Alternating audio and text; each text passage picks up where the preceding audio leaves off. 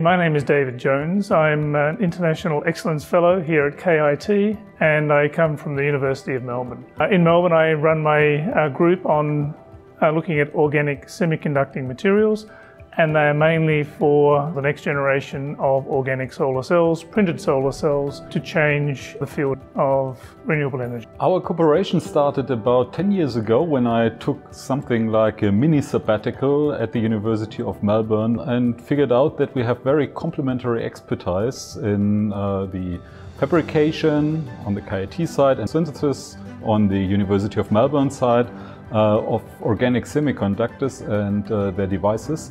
And so David was the natural match for us to be nominated for the KIT International Excellence Fellowship. Energy is really going to change the way we do everything. Not only electricity, but that's going to change manufacturing, it's going to change the Internet of Things, will power the Internet of Things. The real problems that we see now are the ones that we're trying to overcome, is that the rollout of renewable energy is simply not fast enough. And therefore we want to overcome those key issues of how do we enable the rollout of renewable energies, particularly solar energy. And then that will feed into the use of the energy for green hydrogen, for transforming manufacturing. In my field, we need to talk to people on an informal basis to cover lots of areas. COVID has made that very, very difficult because it's not the formal interaction at conferences which allow us to have those off-the-cuff conversations which allow us to really delve into developing new ideas. On the other side, David has been an excellent catalyst to also facilitate collaboration within KIT, because he had some really special interests and he wanted to know what KIT can contribute to his research or where there are more collaboration opportunities. And so we got in contact with colleagues that we probably would have not contacted without David being here.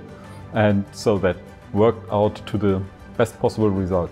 I come from Australia, and Australia may be a very, very large country, but it has a small research base. And I need to access the skills of a number of people.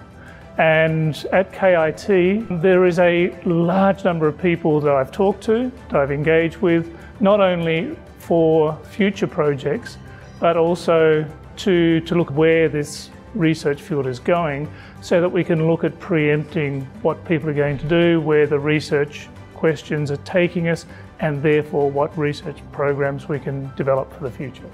Attracting money for international collaboration is always very difficult. You have a lot of research money locally to deploy in Germany, but when you want to do an international collaboration, this is much, much worse. So it has been very much appreciated that this instrument was around, and it was a facile process to put in that application to attract a researcher like David to join us here at KIT.